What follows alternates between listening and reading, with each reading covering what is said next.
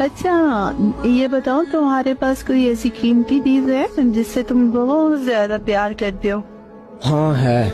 मेरे पास जो पहली कीमती चीज है वो मेरा भाई है, और जो दूसरी कीमती चीज है वो भी मेरा भाई है।